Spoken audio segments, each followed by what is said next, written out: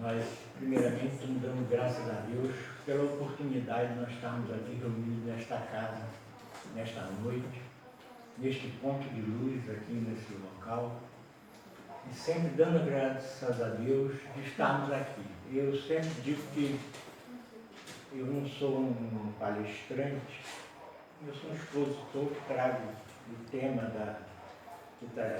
da purificação e a gente faz uma revisitação ao tema, já que o tema que nós trataremos hoje, que é o homem de bem e os bons espíritos, que quase todos aqui já conhecem esse tema, mas é sempre bom a gente revisitar o tema para que ele possa ser introjetado dentro de nós, né? Então, como se diz, sempre aquele que fala aqui na frente é o primeiro a receber, né, os ensinamentos, é porque nós precisamos mais, né?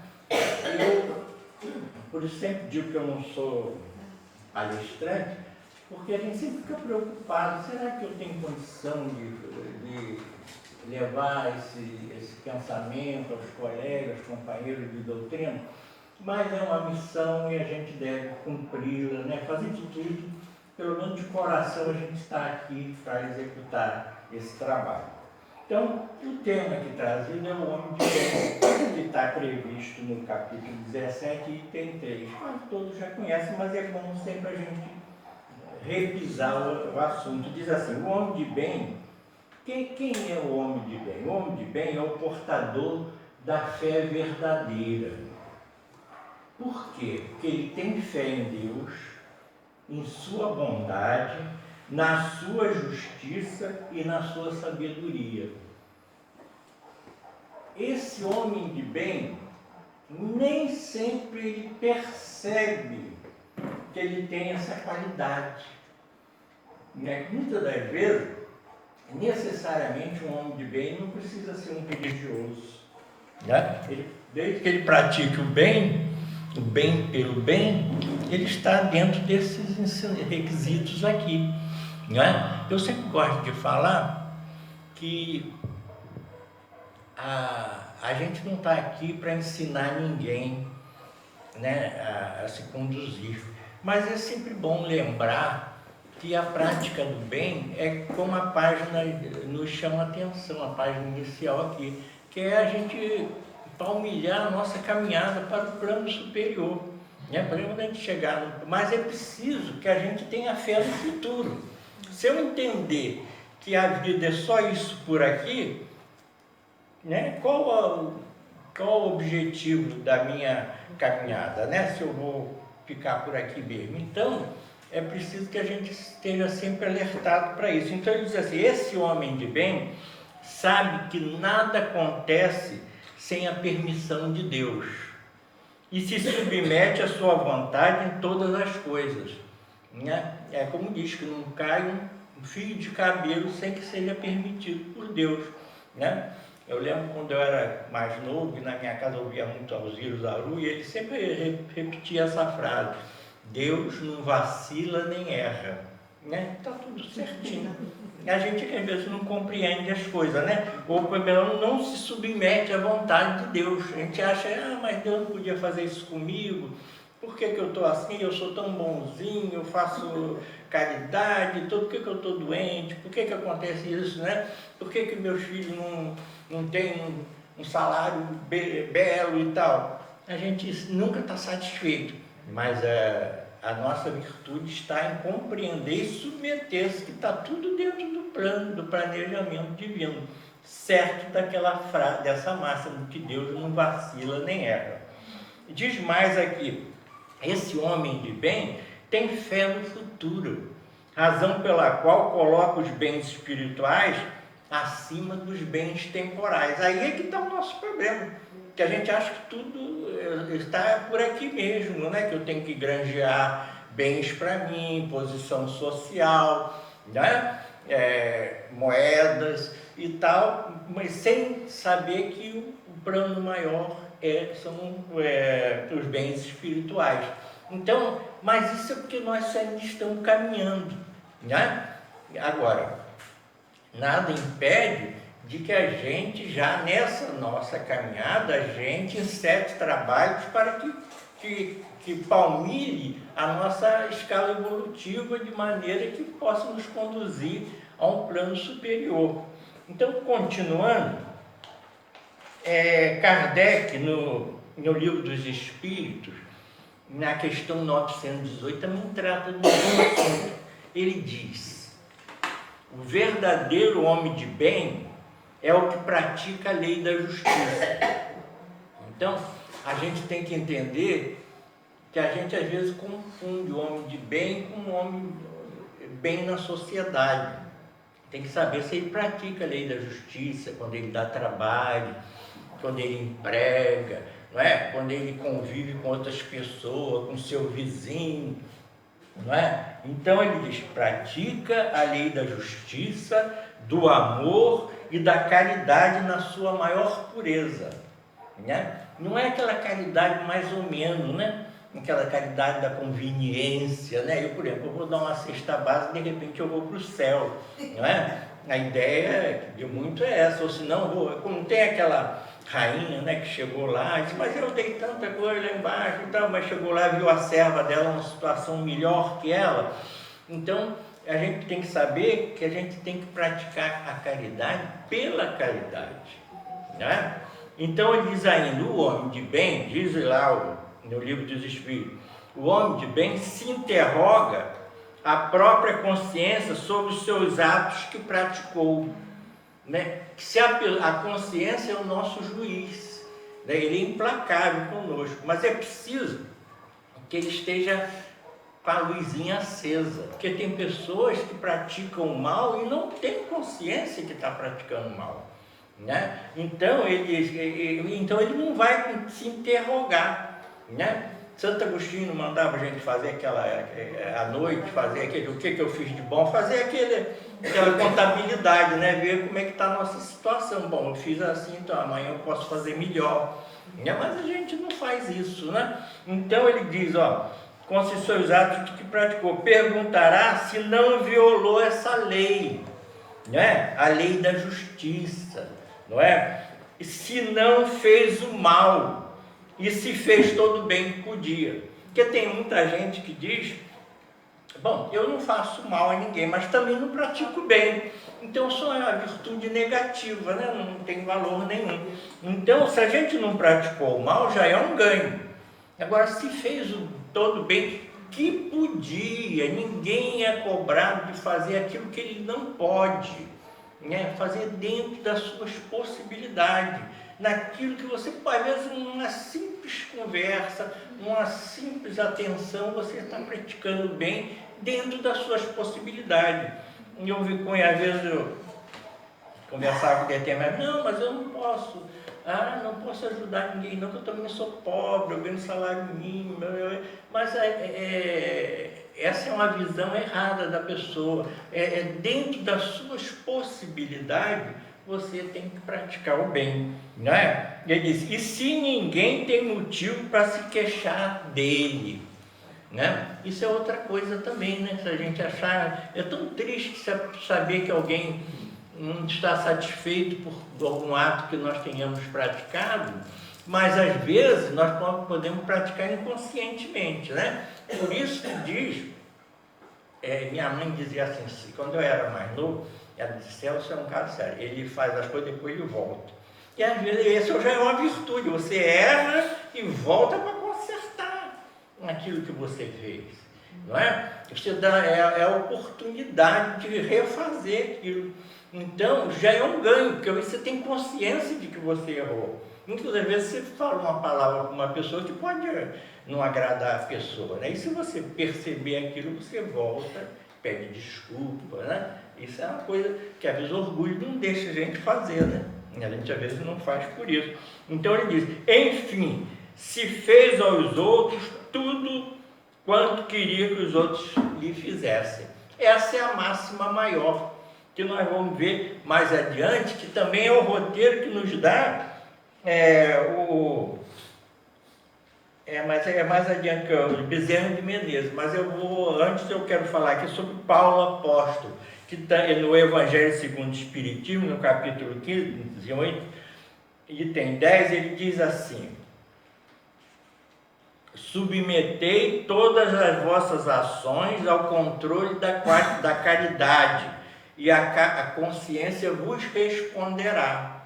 Não é? Se você não faz a coisa de verdade, é claro que sua consciência, que se ela estiver iluminada, ela não vai te mostrar que você agiu bem. Então, ele diz: não só ela evitará que pratiques o mal, como também vos levará a praticar o bem. Por isso que diz que a nossa consciência é o nosso tribunal, né? A gente engana todo mundo, pode fazer o que for, mas é a nossa consciência que dita a nossa conduta. Então, se eu não tiver essa condição de compreender entre praticar o bem e não praticar o mal, né, a gente erra. E é por isso que a gente, às vezes, por exemplo, uma criança evangelizada vai se tornar um jovem. Eu lembro que no Ana Viana, há muitos anos, quando minhas crianças eram pequenas, a gente participava lá da evangelização no Centro Espírita Ana Viana, São Gonçalo, e tinha um casal que dava aula de evangelização. Um dia eu ouvi eles explicando às crianças, as criancinhas de 7 anos, perispírito, encarnação. Eu falei: não fala isso, vamos falar virtudes, né, como proceder, aquela coisa para você ir plantando a semente, para que ele, quando estivesse na idade maior, né, ele pudesse compreender. Ele pode nem ser espírita depois, mas ele vai se tornar um homem de bem. É isso que é a nossa busca. Então, ele diz aqui, a gente mostrar que lançar aquela semente no espírito daquelas crianças, daquele jovem, para no momento de decisão, como diz Joana de Ângelo, ele saiba escolher entre o bem e o mal.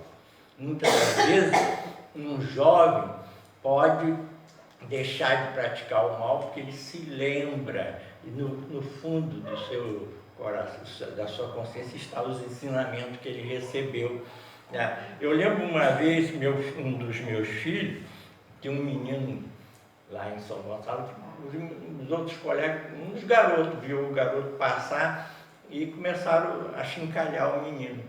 E esse meu filho falou assim, eu lembro que ele falou isso: nada a ver. Ele se afastou, ele não participou daquela situação.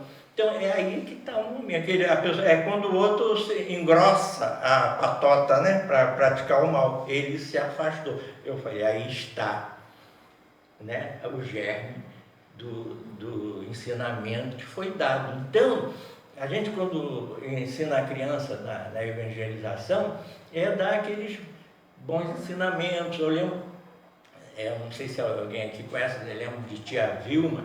Tia Vilma, ela era uma da Rádio Rio de Janeiro, o marido dela tocava violão, ela tinha as musiquinhas, que ensinava atitudes para as crianças. Então, nós lá em Encarnações, nós tínhamos uma fita dela, a gente botava para as crianças. Isso são sementes que a gente vai colocando. Porque se você deixar a coisa livre, a gente não sabe qual a planta que vai nascer dali, não é? Então é preciso que a gente adube para que a coisa caminhe. Então ele diz: para fazer-se o bem, é sempre preciso ter ação da vontade, não é? Então, a vontade é de querer fazer o bem. Muitas das vezes a gente até pensa fazer o bem, depois vem uma coisa assim: mas não, eles não merecem não, para que vocês vão fazer isso por eles? Né? Hoje a nossa casa lá em São Gonçalo fez um evento, nós cedemos o prédio, a cozinha e tal, porque eles fizeram um evento lá com o pessoal de moradores de rua, com cortar cabelo, roupas para o inverno, aquela coisa, deram alimento e tal.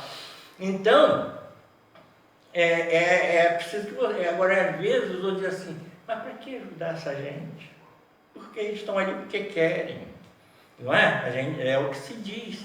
Então, é preciso que a gente tenha vontade de praticar o bem, apesar da situação que aquela pessoa está. Você não sabe por que ele está naquela situação ali, né?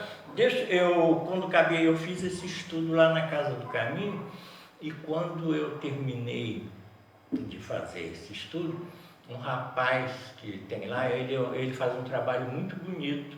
Ele faz o trabalho no presídio de Guaxindiba, no presídio Patrícia Scioli, lá em Guaxindiba. Então ele faz aquele de evangelização dos prisioneiros lá. Então ele pede roupa, a gente pode. Então quando eu acabei de fazer o estudo, ele veio me procurar, disse, o senhor queria me falar alguma coisa. Aí eu falei para ele, eu fui lá no Leôncio, Centro Espírita Leôncio de Albuquerque, pegar uns livros para levar lá para o presídio. Então ele pegou essas duas bolsas de supermercado e botou o livro e foi carregando até, diz ele, que eu não sei onde é o Leôncio, mas até a Rua João Brasil, para deixar na casa da filha. Então quando ele caminhava pela rua, ele passou onde tinha um grupo de pessoas que vivem na rua. Um desses rapazes se destacou e veio. E é engraçado que quando ele encheu a bolsa, uma companheira lá do Leôncio disse assim, cuidado que essa bolsa vai arrebentar, que essa bolsa supermercado, essa que a gente compra, isso vai arrebentar. Aí o rapaz se levantou e veio para ajudá-lo.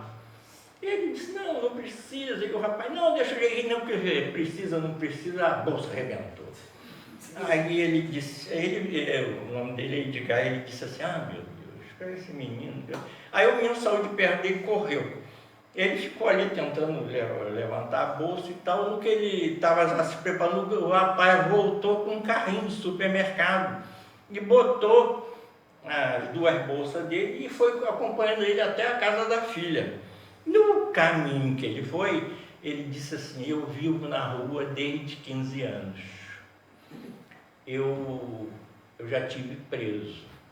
Eu não vou te assaltar. Chega a me engasgar. Não vou te assaltar. Eu não faço mais nada disso, eu só vivo na rua e uso droga, aquela coisa. Aí ele foi, ele caminhando e tal, levou o livro e tal. Aí por que então ele interrompeu, veio me falar isso ao final da reunião? Ele disse, no momento que o senhor estava falando sobre isso, a imagem desse menino veio na minha mente inteirinha aqui dentro da casa. Eu digo, o trabalho que está sendo feito. Na hora eu fiquei até também nervoso quando ele me falou isso. Eu digo, meu Deus, que coisa. Ele disse, olha, esse rapaz, ele faz um trabalho, ele não tem carro, ele anda com uma bicicleta com luzinha no capacete, toda equipada, mas ele faz o trabalho dele de caridade de bicicleta. Ele ajuda as pessoas, faz esse trabalho lá, e ele estava lá hoje na Casa do Caminho. Então, essa questão aqui é a ação da vontade. Ele tem vontade de praticar o bem. E ele teve uma prova ali, aquele menino que chegou até ele, nem tudo está perdido, né? Ele não é, daquele grupo ali, ele se destacou e ele virou, e acho que ele notou que Edgar estava receoso de ir com ele. Ele disse, fica tranquilo, eu não vou te assaltar. E levou ele até a casa da filha dele para entregar os livros lá. Então, o bem pelo bem sempre tem um retorno, né? Não é? Ele disse, mas seu Celso, eu vi a imagem desse menino na minha frente aqui. Eu digo, então, meu filho, há uma ligação entre você e esse menino que a gente não sabe, não é? E esse menino, de repente, está sendo trabalhado pela espiritualidade. Quem não diz que um dia ele vai emergir daquela situação ali? Porque às vezes não vai, nem tudo é perene, né? A pessoa não vai ficar ali pro resto da vida, pode ter uma oportunidade. Ele diz, eu não faço mais nada disso. Ele podia dizer que fazia, porque o rapaz não ia falar nada, né? Então, a questão da vontade de praticar o bem é primordial, né? Para a gente, é bem pelo bem. E Bezerra de Menezes, no livro Chico e Você, Bezerra, Chico e Você, ele nos diz assim, se indagares ainda hoje quanto à solução dos problemas que vos afligem na atualidade terrestre, a resposta, a síntese ainda é aquela de há quase 2000 anos, caridade uns para com os outros. não é? A gente tem que praticar a caridade, porque de alguma forma isso vai ter um retorno para nós de alguma maneira. Nem sempre é aquele que você serviu que vai voltar, mas alguma coisa vai. Então é que ele diz aqui, a caridade um para com os outros, porque eu tenho até, eu anotei aqui no livro, cadê o relógio? Ah, tá. No livro Espiritismo e Reforma Íntima, de Rino Curti, ele nos diz que nós não vivemos sós, vivemos em convívio social e independência um dos outros. A gente sempre depende um dos outros, né? De alguma forma.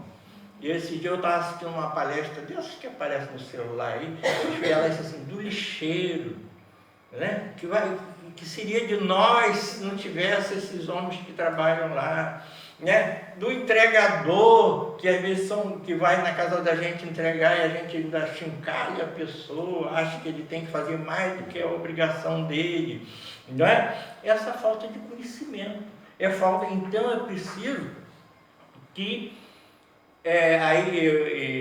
o que eu quero chamar a atenção aqui, que o Espiritismo é uma doutrina que nos educa para a nossa caminhada. Se a gente não tiver essa consciência aqui que o Espiritismo nos traz, a gente cai nessa esparrela aí de julgar o outro, achar, como a expositora dizia, que a gente não olha a pessoa, a gente olha o uniforme do lixeiro, você só vê aquilo coral aqui em Maricá, né?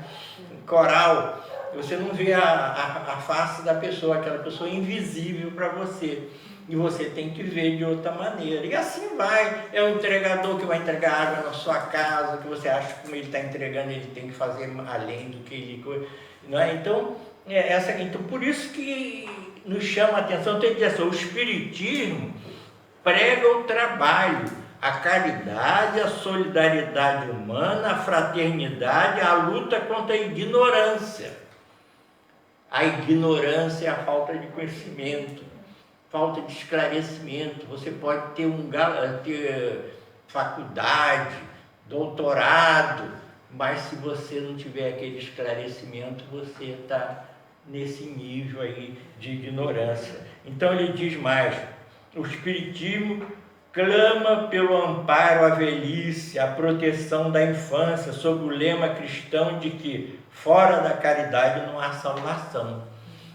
Então, eu sempre digo, nós não fazemos proselitismo, né? No Espiritismo, nós não né? Sônia hoje mesmo estava dizendo, então a moça que ajuda ela lá em casa, às vezes, aí ela é protestante, então ela manda aquelas mensagens da igreja dela e tudo. Nós não retornamos para não fazer duelo, né? Ela manda para mim, eu mando para ela. Eu falei, não, para por aí, deixa ela encaminhar o que ela quiser. Mas nós sabemos que o Espiritismo é uma doutrina que nos esclarece, ela nos chama a atenção. Tinha um companheiro espírita lá em Niterói, São Gonçalo, chamado Adil Chaves, ele dizia assim, o Espiritismo não acomoda, ele incomoda, né? Porque ele não diz que a partir do momento que a gente tem conhecimento, a responsabilidade é maior. Então, se você já ouve aquilo, você chega e diz, bom, tá, eu não posso comer, não adianta, eu tomo água fluidificada lá, eu tomo passe, né? Como é que eu vou fazer isso, não é? Tem que ter uma mudança naquela pessoa. Não tem essa história que a gente contava para as crianças quando na evangelização, do leiteiro cristão, vocês devem conhecer, né? De que naquele tempo que o leiteiro vinha nos galões, o leite vinha nos galões, né? E aí a gente botava no litro. Então a mãe das crianças um dia chegou para o leiteiro e falou assim, o que está vindo com o seu leite? Que eu estou notando que as minhas crianças estão mais gordinhas depois que passaram a tomar o leite. Ele disse, não, que eu passei no centro ali e comecei a ouvir as coisas, então eu deixei de botar água no leite. O leite agora vai puro. Né? Então, isso é uma mudança. Né? É aquela você tem que mudar. Se você permanecer naquela situação ali, você não está caminhando, né? Então, a gente tem que apresentar uma mudança. Eu comentei isso também lá na nossa casa, no Centro Espírita, que foi a fundadora do Centro Espírita na Viana, lá em São Gonçalo, a sede primeiro era na Rua 18 do Forte. Então, tinha a entrega de cesta básica, aquela coisa toda. Então, quando tinha o dia da entrega, tinha uma mulher que ia, eu só conheci isso depois que eu cheguei, mas disse que ela era terrível, ela brigava com as outras, ela entrava na fila 2 vezes, ela era igual uma índia. Aí muito bom. Aí resolveram, fizeram uma reunião lá, estudar o que estava vendo com aquela mulher, por que ela era desse jeito, né? Aí eles resolveram fazer uma visita à casa dela. Foram até a casa dela, era uma situação muito difícil, não é? Ela tinha um filho tetraplégico e ela não tinha renda nenhuma. Então, as 2 cestas básicas, ela entrava 2 vezes para pegar 2 cestas, era para garantir o mês dela, né? Então, e assim ela foi, bom, aí ela foi sendo olhada com outros olhos, né? Aí já passou-se a dar mais uma assistência ao menino que estava em casa, o filho dela. Eu falo menino, mas já estava um rapaz. Bom, a dona Angélica, que foi a fundadora do centro, fica doente, né? Fica de cama. E quem que ia cuidar de dona Angélica? Essa mulher foi a única que se ofereceu, saiu do grupo lá e disse, eu fico com ela. Eu tive a oportunidade de ver que eu fui visitar a dona Angélica, ela ficava durante o dia até 5 horas da tarde com a dona Angélica, que a sobrinha dela chegava depois das 5.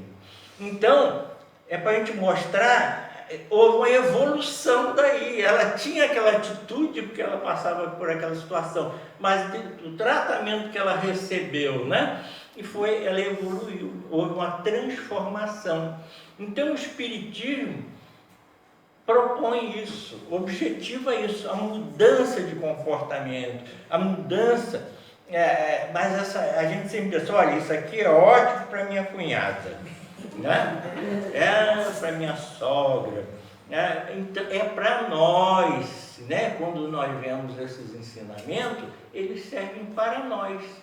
Então a gente tem que evoluir, não é? Não evoluir, a gente tem que melhorar. Se a gente vai, como diz que a gente se esforça para vencer, às vezes a gente não gosta de falar mal dos outros, então eu gosto de falar mal um bocadinho dos outros, né? Não vou falar muito agora, vou falar um pouquinho só, e vai diminuindo até que um dia não falar mais mal de ninguém, não é? Então ele diz aqui, ó, essa caridade uns para com os outros, porque nós não vivemos sós. De alguma forma, nós podemos ajudar o outro.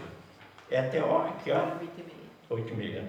Tá bom. Então, nós já partimos aí para o lado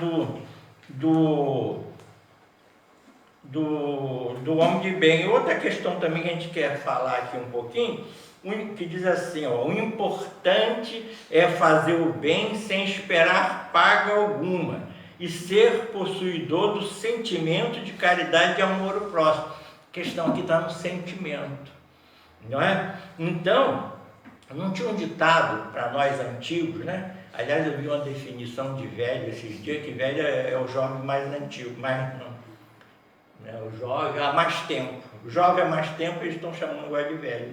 Então, antigo a gente diz assim, fazer o bem sem olhar a quem, não é? Praticar o bem pelo bem, não é? Então, diz, o importante é fazer o bem sem esperar paga alguma e ser possuidor do sentimento de caridade e de amor ao próximo. Então, você fazer o bem, por exemplo, você, não, vou dar um presente para a filha de fulana, porque quando minha filha faz ano, ela também dá presente para nós, a gente troca de presente. Isso não tem nada de bem aí. É bem que você vai dar para uma pessoa e não sabe que aquela pessoa vai te devolver, né? Nunca. Então, o simples, aí tem mais uma observação, o simples cumprimento das obrigações sociais não tem o condão de conferir ao ser humano a qualidade de homem de bem. Então, você não, mas ele paga imposto, ele tem bem posto na sociedade, ele é casado, é um membro da sociedade, da nossa sociedade, então ele é um homem de bem. né? Mas às vezes ele nem sempre pratica o bem, né? Eles até erram, né? Eu, em São Gonçalo, há muitos anos, quando eu era jovem, tinha um advogado chamado Gilberto Afonso Pires. Quando ele fazia o júri lá, quando estava muito difícil, ele dizia: olha, esse aqui é um gonçalense, é um homem de bem, tem filhos que estudam, mas o homem tinha errado, tinha praticado um crime, mas ele chamava ele. Então, não é essa visão de homem de bem que nós estamos falando aqui hoje, não, né? Então, o homem de bem é o portador da fé verdadeira, né? Como nós já aprendemos. Sabe que nada acontece sem a permissão de Deus, nós já falamos disso aí. Então, eu agora vou falar aqui sobre no livro Religião dos Espíritos, de Emmanuel, tem uma parte chamada O Homem Bom. E esse homem bom, ele se refere, até eu fiz esse estudo aqui do Bom Samaritano, eu fiz aqui, não foi? Então, quando Jesus acabou de narrar a parábola do Bom Samaritano, Jesus foi interpelado pelo doutor da lei, alegando que o que é ser um homem bom? Por quê? Porque aqueles doutores da lei não acreditavam naquilo que Jesus falava. Eles diziam: isso é uma balela, então já se viu isso. Então, Jesus vai e responde a esse homem de bem, a esse doutor da lei, explicando, mas eu vou resumir porque é um texto grande. Ele diz assim: evidenciando paciência admirável, o Senhor respondeu: imagina-te vitimado por mudez e você encontra alguém que vai te auxiliar para que você volte a falar, por exemplo, tipo a fono, né? Aquela coisa toda. Então ele diz assim: e pensa quão grato te mostraria ao companheiro que falasse por ti a palavra encarcerada em tua boca, aquela pessoa que estivesse te auxiliando naquela situação. Ele diz ainda: imagina você com uma doença interminável e encontra uma pessoa que vai te amparar, que vai fazer aquilo tudo. Imagina você desfalecido na rua, caído na via pública e alguém te socorre, né? E aí ele vai enumerando essas dificuldades todas que a gente encontra na vida, né? Imagina-te fatigado, intemperante, e observa, reconhecido como ficaria se todos te ofertassem simpatia, ajuda. E ele foi enumerando essas questões todas. Aí Jesus vira para o doutor da lei e pergunta assim: para você, quem é o homem bom? Ele disse: o homem que me ajudou, né? Então Jesus responde com bondade e segue adiante e faz o mesmo com o outro, né? Então a gente quer ser beneficiado, mas a gente tem que devolver em benefício. Então, fazer o bem como queria que os outros fizessem a nós. Então, a medida de todas as coisas é essa: você fazer o bem para o outro na medida que você queria que naquela situação ninguém fizesse por você. Então, esse é o ensinamento que o Emmanuel nos traz. Agora nós vamos passar para o lado da questão de ser bons espíritas, né? Uma questão é o homem de bem, outra questão é os bons espíritos. Então, eu estou trazendo aqui um texto da casa de Frei Fabiano,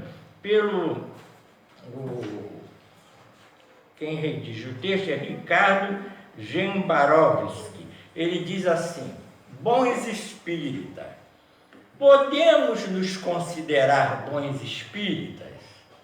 Allan Kardec, no capítulo 17 do Evangelho segundo o Espiritismo, no item 4, nos traz esta reflexão após ter comentado sobre o homem de bem no item anterior. Ele diz: no início do texto, ele comenta a primeira frase que, bem compreendido, mas, sobretudo, bem sentido, o Espiritismo conduz forçosamente aos resultados acima expostos, né? Então, é como ele chama a atenção aqui, bem compreendido e sobre bem sentido. Aí é o sentimento que a gente tem que desenvolver dentro de nós, né? Porque nós temos pode ter sentimentos bons e sentimentos ruins. Então, para que eu possa me considerar um bom espírita, eu tenho que estar dentro desses parâmetros aqui. Então ele diz, bem sentido, o espiritismo conduz forçosamente aos resultados acima expostos, sobre as características do homem de bem, que caracterizam o verdadeiro espírita como o verdadeiro cristão, não é? Tem gente de outras religiões que diz que a gente trabalha com demônio, aquelas coisas todas, né? Porque a gente gosta de receber, falar com os mortos, aquelas coisas todas, não é? Mas não é assim, nós somos o verdadeiro cristão. Nós estamos aqui, nós vamos dizer que nós somos o verdadeiro cristão porque nós praticamos o cristianismo redivivo, não é? Então ele diz, como verdadeiro cristão, pois ambos são a mesma coisa. Assim Kardec explica a primeira frase do texto, que para o verdadeiro espírita não basta compreender o espiritismo. A gente pode estudar os 5 livros da codificação, mas senti-lo. Nós temos que sentir, ter o sentimento. Então a busca aqui é sempre desenvolver o nosso sentimento de amor pelo próximo, de amor pelo próximo, não é? Martin Luther King, ele dizia que o homem aprendeu a nadar como os peixes, a voar como as aves, mas ainda não tinha aprendido a amar, né? Nós ainda estamos caminhando, estamos lutando nessa caminhada. Então ele diz assim, ora, sempre que uma nova teoria nos é apresentada, recomenda-se que devemos entendê-la para depois compreendê-la, que são coisas completamente distintas, né? A gente tem que entender para compreender. Por isso que a gente aqui não incute nada em ninguém, a gente está sempre... Por isso que eu digo que eu sou um expositor, porque ninguém é obrigado a aceitar tudo que eu estou falando aqui. A pessoa tem o direito de chegar em casa, pegar os livros e ver se isso está dentro da orientação doutrinária do Espiritismo. Então ele diz, entendê-la para depois compreendê-la, que são coisas completamente distintas. A compreensão está relacionada com o sentido de ter entendido e colocá-lo em prática de alguma forma. Outra questão é a prática, né? Diz que a caridade, a definição de caridade é o amor em ação, né? Se eu eu amo a humanidade e tal, e de que maneira eu pratico esse amor, não é? Então ele diz, porém, para que o verdadeiro espírito, além disso, torna-se necessário o sentimento, ou seja, a doutrina espírita entrar no coração dos seres humanos, né? Às vezes a gente pode estar até aborrecido de alguma coisa, mas a gente vai dar o toque, você ajuda a pessoa, não é? Às vezes você não está querendo nem... Às vezes esses dias eu acho que foi aqui no... eu estava ali nesse shopping aqui novo, veio um rapaz vendendo esses chicletes que ele vende aí, e eu naquela hora... Ele falou, ele começou a contar que era para ajudar a família dele. Eu nem sei se era para ajudar a família, se não era. Eu falei, você espera um instantinho, que eu vou ali. Aí eu troquei o dia, comprei um negocinho verde ali e levei para casa. Então, naquele momento ali, eu nem queria muito, mas aí a gente vai, se toca. Podia ser verdade, né, que ele estivesse trabalhando para ajudar a família dele. Então, é esse sentimento que fica germinando dentro da gente. Então diz assim, sentimento, ou seja, a doutrina espírita entrar no coração dos seres humanos através da implantação da humildade, simplicidade e da caridade. Que se a gente também praticar com a caridade para humilhar aquele que é o assistido, vai tudo por água abaixo, né? Não tem valor nenhum aquilo que a gente está praticando. Dessa forma, Kardec ratifica o exposto pelo Cristo há 2000 anos, de que devemos amar a Deus sobre todas as coisas e o próximo como a si mesmo, né? Então é a medida de todas as coisas. Eu amo a Deus, como diz, como posso amar a Deus que está tão longe de mim, se eu não amo o próximo, né? Se eu não tenho um sentimento de olhar por aquela pessoa, né? Por aquele que dá, às vezes também até por acontecimento que está surtindo, acontecendo em determinados locais, que diz, bom, eu não estou lá, não é minha família, não são meus parentes, não tem ninguém morando na Ucrânia, então pode alagar aquilo tudo lá. Não é isso, essas coisas nos chocam, a gente tem que, né? Tem que pensar. Então ele diz assim, ó, e que o que foi dito pelo Espírito de verdade, espíritas, amai-vos, esse é o primeiro ensinamento, instruí-vos, esse é o segundo, não é? Através do amor, a gente procura conhecer para nos instruir e para não errar, porque se dentro de um centro espírita alguém falar uma bobagem, para aquela pessoa, olha, vai para casa, faz isso, faz aquilo, você tem que passar pelo crivo da razão, e não porque o dirigente do centro disse a verdade. E pode não ser, eu posso estar errado, não é? Então, tem que, quando a pessoa tem conhecimento, ela tem capacidade de raciocinar e escolher o caminho, o livre-arbítrio, né? Então, como ele diz, trazer a doutrina espírita para o nosso coração requer a prática desses ensinamentos trazidos por Jesus, no sentido de olhar para o nosso próximo, não com indiferença, mas estar sempre se questionando o seguinte, como eu posso ser útil para ele? Né? É às vezes uma prece, pensamento bom para aquela pessoa, né? É quando é que você para e pensa, e emite um pensamento de bondade para aquele. Eu acho que até André Luiz, em determinado local, ele diz assim, pensamentos são cartas, né? Que a gente consegue emitir um pensamento bom e aquela pessoa vai receber aquele ensinamento lá. Então ele diz assim, ó, que possamos julgar menos e agir mais, que possamos ser mais caridosos, material e moralmente. Material quando você contribui com alguma coisa material, moralmente com ajuda, com pensamento, com a prece, com o ouvido, não é?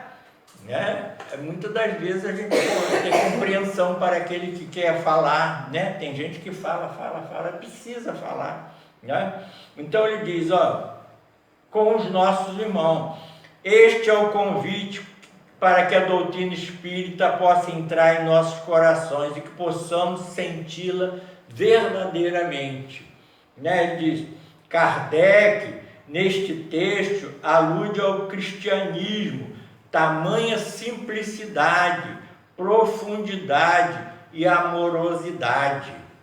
Né? Então, a nossa casa, eu falo nossa porque a gente está aqui, nós somos espírita e a gente se sente membro dela também. Né? Cada casa que a gente vai, né? Kardec não falou que essas reuniões que a gente fazia a visitação de outras casas é um meio de ligar um elo entre as casas. Então, a gente se sente, né, inserido aqui. Então, ele diz aqui, ó, a amorosidade, a simplicidade. Não quer dizer porque nós somos simples, não tem os ensinamentos não são trazidos com profundidade, com essência, não é? Ele diz, Jesus tem entre seus discípulos os pescadores de Cafarnaum e não os filósofos de Atenas, não é? Jesus não escolheu os bem posicionados, ele procurou os pescadores, né? Já pensaram nisso? Não seria melhor aos filósofos de Atenas, por terem sido pessoas mais cultas e inteligentes? Não, meus irmãos, eles não estavam preparados para a tarefa, pois era preciso que a mensagem trazida pelo Cristo pudesse entrar no coração daquelas pessoas. E assim os pescadores de Cafarnaum eram os que estavam mais qualificados naquele momento para a tarefa. Perceberam a lógica por trás desse contexto? Então, é outra questão que às vezes a gente diz, não, mas fulano, coitado. Antigamente os outros diziam, a gente depois já aprendeu que não é assim. Fulano é um pobre de espírito, né? Mas hoje a gente está errado, que Jesus falou outra coisa, não é? Então ele diz, Kardec continua a sua reflexão, explicando que para a doutrina espírita entrar em nosso coração, é necessário que tenhamos a maturidade do senso moral, isto é, a maturidade independente da idade e do grau de instrução. Enquanto os jovens, às vezes, aí dão uma lição para a gente que somos mais velhos, né? Nós temos um jovem lá, a senhora até perguntou, Lucas, você conhece o Lucas? Um rapazinho. Ele faz uma palestra, beleza, um jovem. Eu falo, já deve ter uns 20 e poucos anos, mas ele desde muito tempo.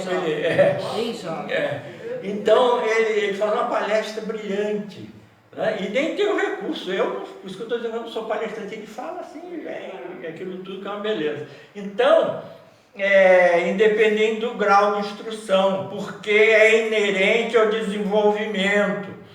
Para isso, de novo, torna-se fundamental que os conceitos e os sentimentos de caridade, de humildade estejam em nossa alma, né? Esteja dentro de nós, né? A gente, essa questão não pode estar na frivolidade, é preciso que isso entre dentro de nós, como chama o livro do Rino Curti, fala da nossa reforma íntima. Nós temos que mudar o nosso diapasão. Eu vou adiantar aqui, faltam 5 minutinhos, então eu vou passar. Ele diz, mas é importante ele dizer aqui, que eu quero pegar, vamos ouvir mais o desabafo do irmão que nos procura, que possamos doar uma garrafa de água ao irmão que se encontra nas ruas durante o forte calor, ou um cobertor em boas condições, que a gente às vezes dá o que está velho em casa, isso aí, já manda para ele. O cobertor em boas condições que não usamos e guardamos em nossos armários durante o período do frio. Ceder o lugar, dar um bom dia, boa tarde, boa noite, sincero, olhando no olho da pessoa para que aquela pessoa possa sentir-se acolhida, né? É isso que falou da invisibilidade do homem que faz a entrega da água, que pega o lixo. Aliás, uma vez, um rapaz lá que tem um grupo lá no lixão de São Gonçalo, uma pessoa, não, você é lixeiro? Ele disse, não, eu sou coletor de produtos recicláveis. A definição de lixeiro que ele deu para a gente lá naquele dia. Então, ele diz aqui, para que assim, esta é a palavra-chave que devemos passar ao outro através de nossas leituras e de nossos estudos doutrinários. Acolhimento.